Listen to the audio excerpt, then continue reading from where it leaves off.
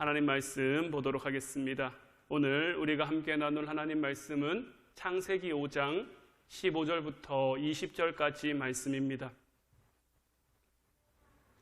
창세기 5장 15절부터 20절까지 말씀 제가 봉독해 드리도록 하겠습니다.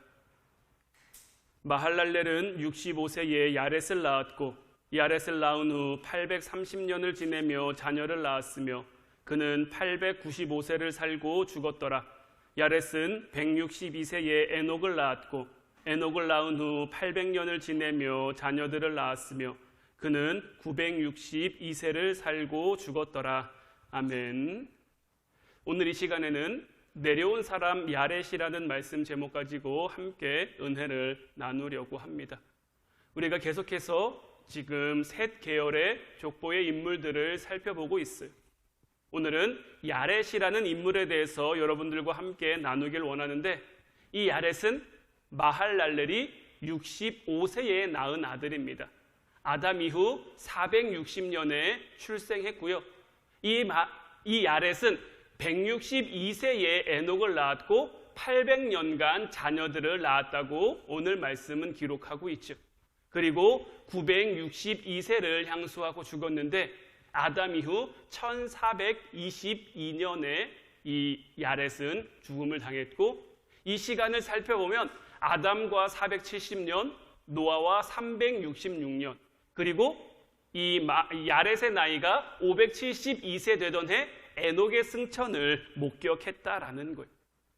이 야렛이라는 이름의 어원은 히브리어 아라드에서 유래하고 있는데, 이 야렛이라는 이름의 뜻은 내려오다, 운반하다, 내려놓다라는 의미를 가지고 있는 그러한 이름이에요.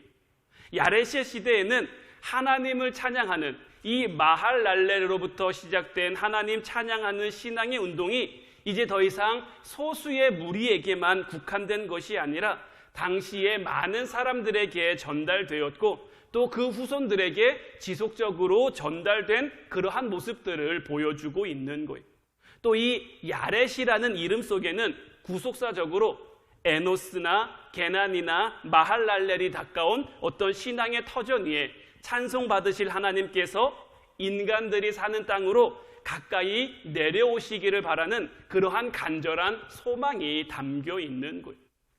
창세기 3장 15절 말씀을 보면 내가 너로 여자와 원수가 되게 하고 내 후손도 여자의 후손과 원수가 되게 하리니 여자의 후손은 내 머리를 상하게 할 것이요 너는 그의 발꿈치를 상하게 할 것이니라 하시고 라고 되어 있는데, 이제 아담과 하와가 에덴 동산에서 쫓겨난 이후로 더 이상 그들은 영원한 삶을 살아갈 수가 없게 됐죠. 질병이라는 것, 죽음이라는 것의 굴레에서부터 자유로울 수 없는 그들한 인생 가운데 그들의 힘으로는 잃어버릴 하나님 나라를 다시 회복할 수 있는 그러한 방법이 없었어요. 그래서 그들은 끊임없이 무엇을 소망하며 무엇을 기다렸습니까? 하나님이 에덴 동산에서 나가는 그들에게 주셨던 여자의 후손이라는 그 언약의 말씀을 늘 기대하며 소망하며 살아간 거죠. 이것이 에노스나 게난이나 마할랄렐이나 이 야렛에 이르시까지 계속된 소망으로 다가온 것이고, 그들의 삶 가운데 여자의 후손이 빨리 오기를, 야렛이라는 이름이 내려오다라는 뜻을 가지고 있다고 말씀드렸는데, 여자의 후손이 그들에게로 내려오기를 바라는 그들의 믿음과 그들의 신앙이 담겨있는 그러한 모습, 그러한 이름이다라고 할 수 있는 것이고, 요한복음 1장 14절 말씀을 보면 말씀이 육신이 되어 우리 가운데 거하심에 우리가 그의 영광을 보니 아버지의 독생자의 영광이요 은혜와 진리가 충만하더라. 그들이 바라고 기대했던 소망대로 예수 그리스도께서는 말씀이 육신이 되어 이 땅에 내려오셨고 우리들과 함께 거하게 되었다라는 거예요. 하나님이 말씀하셨던 여자의 후손이 말씀대로 약속대로 이루어졌다라는 거죠. 오늘 이 시간에는 이 야렛이라는 이름을 통해서 이 야렛이라는 인물이 어떤 인물이고 어떤 삶을 살았는지 우리가 좀 함께 나누길 원하는데, 첫 번째로 이 야렛은 장수의 축복을 받은 사람이다라는 거예요. 오늘 말씀의 야렛은 몇 살을 살았다고 기록되어 있었습니까? 이 야렛은 962세를 살았다라고 기록되어 있는데, 이것은 아담으로부터 시작돼서 야렛에게 이르기까지의 그 족장들 가운데 최고로 오래 산 사람이에요. 아담보다도 32년이나 더 오랜 시간을 살았어요. 오래 사는 것, 장수는 경건한 자손들이 하나님으로부터 받는 특별한 은혜이자 특별한 축복인 것이에요.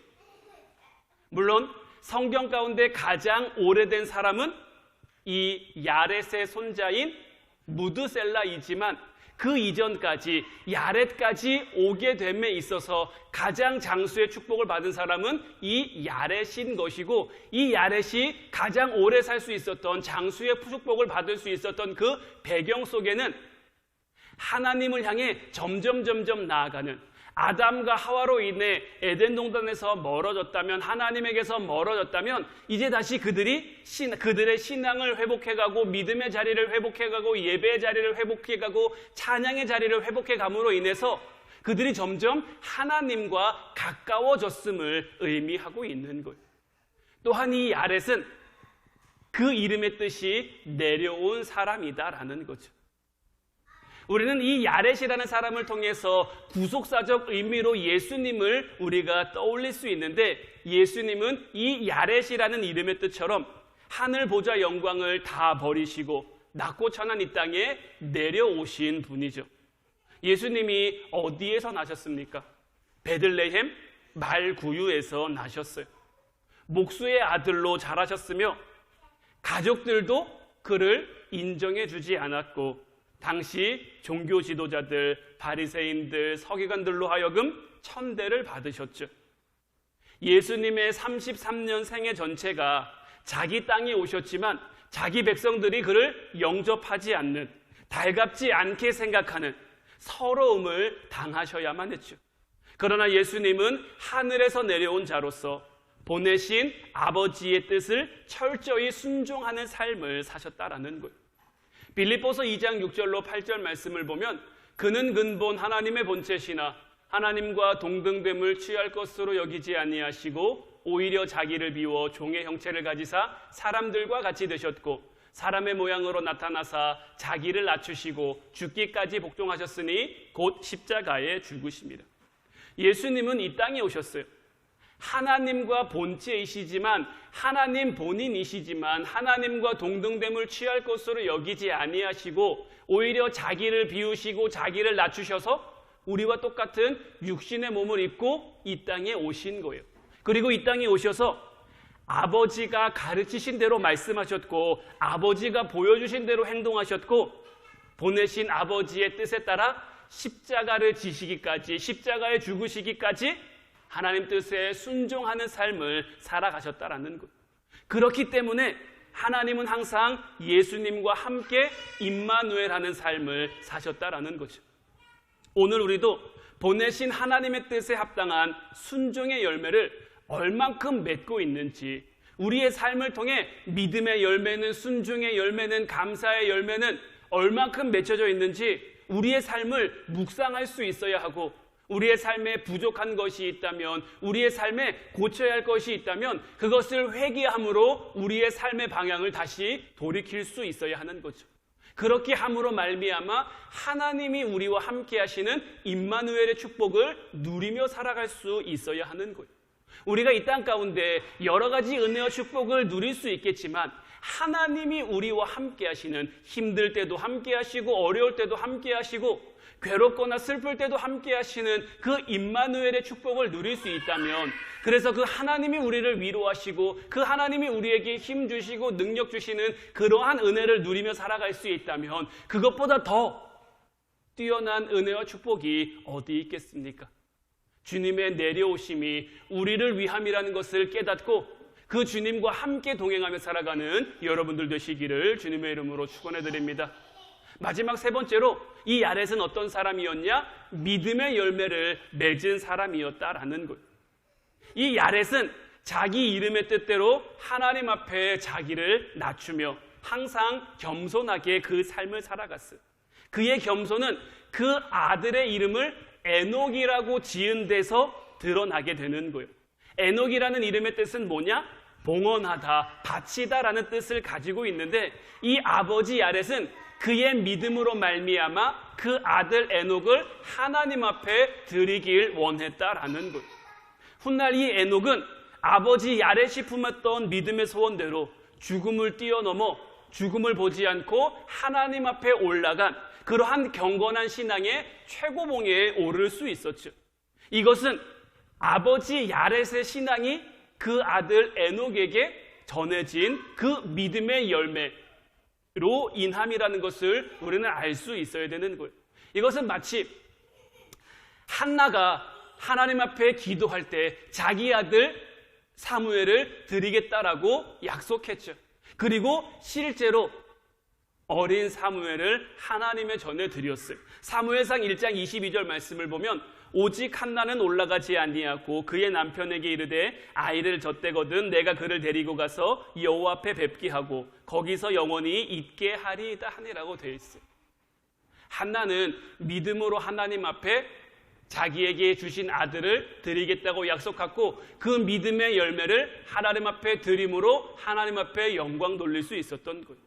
또한 아브라함이 그 아들 이삭, 하나님이 나에게 주신 백세에 주신 그 귀하고 값진 아들 그마저도 하나님 앞에 드릴 수 있는 창세기 22장 2절 말씀처럼 여호와께서 이르시되 내 아들 내 사랑하는 독자 이삭을 데리고 모리아 땅으로 가서 내가 내게 일러준 한 산 거기서 그를 번제로 드리라. 아브라함은 믿음으로 그 아들 이삭이라는 열매를 하나님 앞에 드림으로 하나님께 영광 돌릴 수가 있었던 거예요. 야렛은 자기에게 허락된 아들이지만 자기에게 주신 아들이지만 이 에녹이 하나님의 기업이라는 것을 깨달았어요. 그래서 이 아들에 대한 권리, 이 아들에 대한 소유권이 나에게 있는 것이 아니라 오직 하나님 앞에 있음을 인정하는 삶을 살아간 거예요.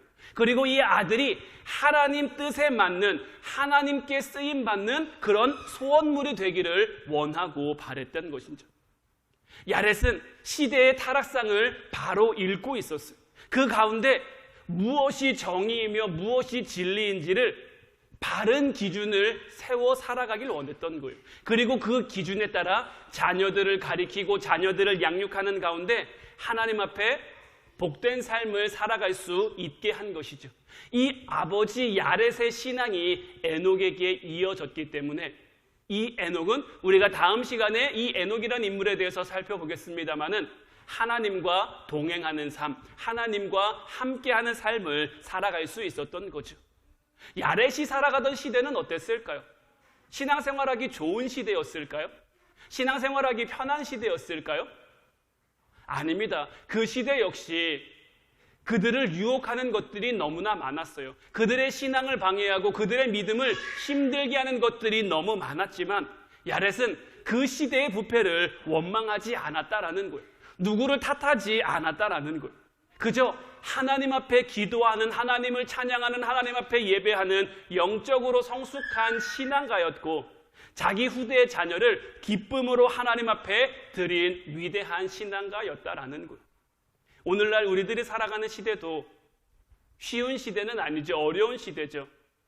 예배 드리기도 참 힘들죠. 믿음 지키고 신앙 지키며 살아가기 참 어렵죠. 그럼에도 불구하고 우리도 이 시대의 부패나 이 시대의 어떤 힘듦과 어려움을 탓하는 것이 아니라 누구를 원망하는 것이 아니라 그럼에도 불구하고 우리와 함께 하시는 우리에게 은혜 주시는 하나님을 믿고 의지할 수 있어야 되는 거예요. 하나님을 따라 살아가면 하나님과 동행하길 원하고 기도하고 그 뜻에 따라 살아가면 하나님은 우리에게 아브라함으로 하여금 믿음의 조상이 되게 한 것처럼 한나로 하여금 이스라엘 역사상 가장 위대한 그 선지자이자 제사장의 어머니가 되게 하셨던 것처럼 우리들의 삶을 통해 귀하고 값진 열매들을 맺어가게 할 줄로 믿습니다. 이제 여러분들의 삶이, 우리들의 믿음, 우리들의 신앙이 믿음의 열매를 맺어갈 수 있기를 주님의 이름으로 축원해 드립니다. 이제 우리 같이 잠시 동안 합심해서 같이 기도하길 원하는데 하나님, 이제 우리의 삶이 믿음의 열매를 맺게 하옵소서. 하나님 앞에 겸손한 모습으로 나의 부족함 인정하고 나의 연약함 주님 앞에 내려놓고 하나님 붙잡고 하나님 의지함으로 말미암아 하나님이 원하시는, 하나님이 바라시는, 하나님이 뜻하시는 그 삶이 우리를 통해 영이 되게 하옵소서. 우리 가정을 통해 영이 되게 하옵소서. 우리 교회를 통해 영이 되게 하옵소서. 그러므로 믿음의 열매로 하나님께 영광 돌리며 우리의 삶 가운데는 기쁨과 감사와 은혜와 축복과 하나님 주시는 사랑이 충만하게 하옵소서. 우리 주님의 이름 크게 한번 부르고 합심해서 기도하도록 하겠습니다.